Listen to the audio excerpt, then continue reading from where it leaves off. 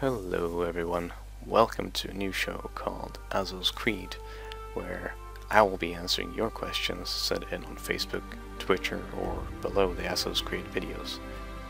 This video will be commented on over a game of Ascension, the new wonderful play mode that actually has rekindled my love for Cossacks. In either case, let's get to it.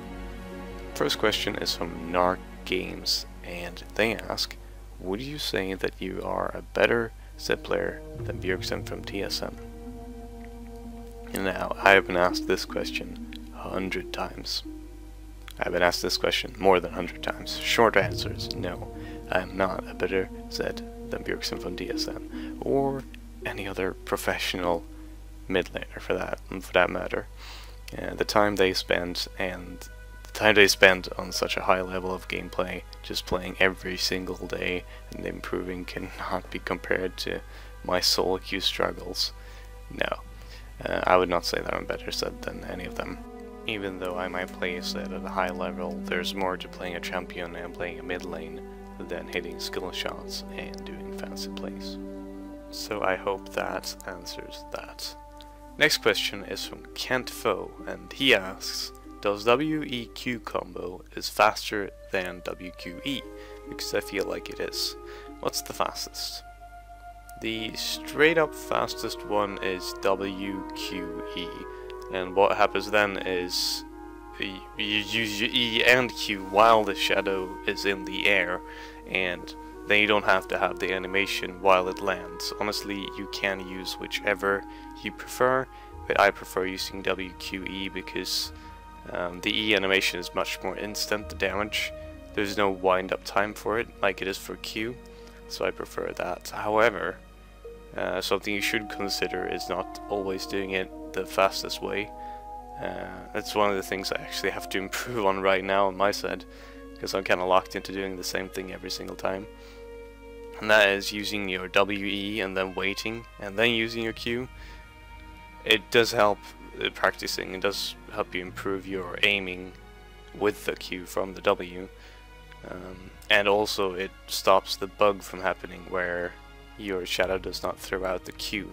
It's just a very, very annoying bug, happens all the time. But most of the time I use WQE for as much damage as possible.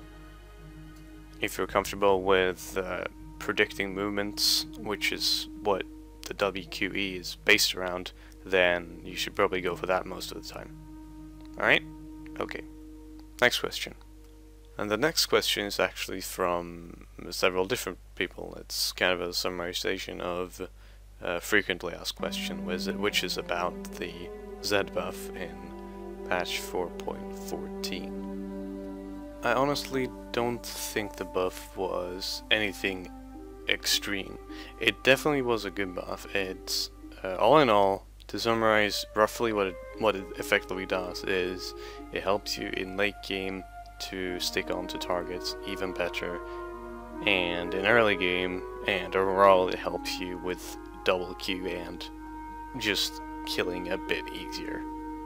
And this is because when you ult and land behind the target, you sandwich the target in between your ult shadow and yourself, so it's easier to hit both shurikens.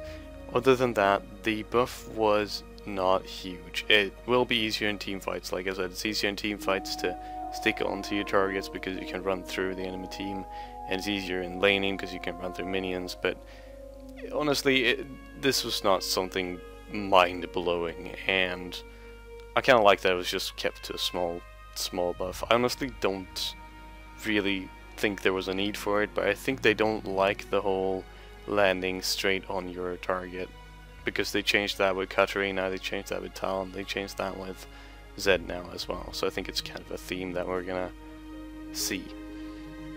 But all in all, that's kind of my take on the buff. It's definitely good. When I finally got used to it, I've had a lot of success with it. Alright. The next question. The next question is actually not from anyone specifically, it's just a question I've been asked generally and a lot of times on my stream. and it is, can I skip Bork for Tiamat, Bloodthirster, or any other item? Bork seems weak, and it has a very small AD gain in comparison to Tiamat specifically. This is most oftenly compared to skipping Bork, going Tiamat early game, which I see a few sets doing, and that's fine. Short answer, yeah, you can if you want to. I don't think I will ever skip Bork overall. I have tried running an early Tiamat instead and trying out lifesteal runes and like 1 or 2 Torrens Blades to skip, even going Hydra. But what I find is just the it's always the same thing when people bring this up. It's you bring up math, and while I think math is really good in League, you can definitely work out a build for yourself and everything, but there are so many aspects of an item build and champion and the entire game that you can't just figure out with math, because at some point you will deal X damage with all your spells, and compare that to another build where you don't get the same amount of damage. There are so many things that change. It's kind of the build path, the extra stat, the situational things that you can't account for, and what I've found is just that Bork works very well because you can have the Brutalizer build up early game, which I run Brutalizer first, is 2 longswords and then Brutalizer, and then the Cutlass build up is 2 longswords and then upgrade one of them into Vampiric Scepter and then Cutlass. And this start is so great because at your power spike at level 7 you have usually effectively 4 longswords, which gives you about 45 AD, because you have Brutalizer and then 2 longswords when I'm doing a snowballing build.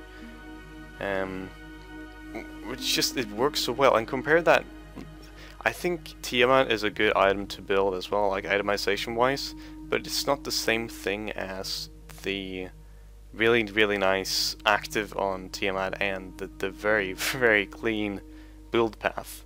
You have to also take into account the cost and when you get it, and the fact that you don't get lifesteal from it, and so on and so forth. But one of the main things that people always gloss over is they say Bork doesn't have much AD and the active has been nerfed. That's the big thing, right? The active has been nerfed, why would you even build that anymore?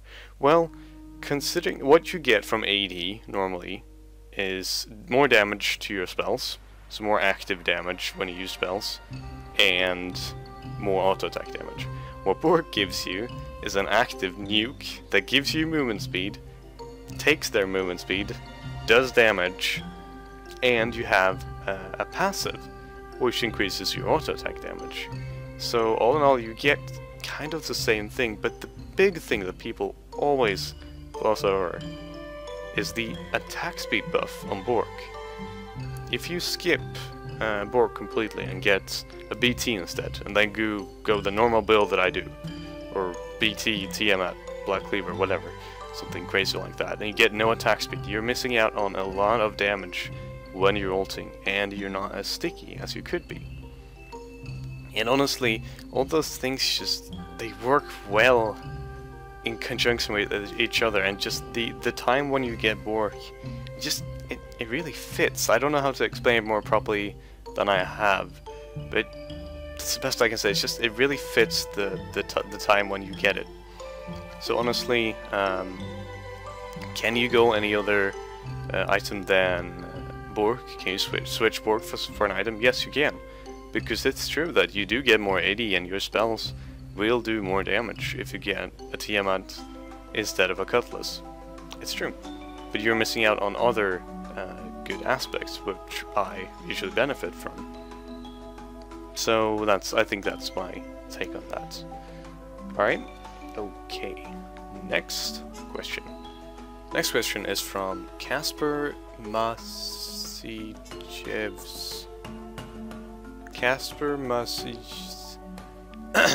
Next question from Casper, and he asks, Azoh, where are you from? I am from Sweden, but if you're here watching this, you probably already know that, although I get asked it many times in my chat. yes, I was born and raised in Sweden, and I am currently also living in Sweden. So there's that. Okay. Okay. Next question. This will be the last question, and this question is from the Ozumat, and they ask, Azoh, how do you feel about the fact that Yasuo hates ninjas? This is a very tough question, I gotta say. Now, honestly, there's nothing in his lore that should suggest that he should hate ninjas. I think it's just the whole samurai ninja thing going on, so they wanted him to hate ninjas as well. I think he doesn't really like overall people who don't stick to their code. With that said, he doesn't stick to his own code completely either, so I don't think it's fair for him to completely just generalize and say that all ninjas are bad, especially when the only one who's gone rogue that has a specific name is Zed.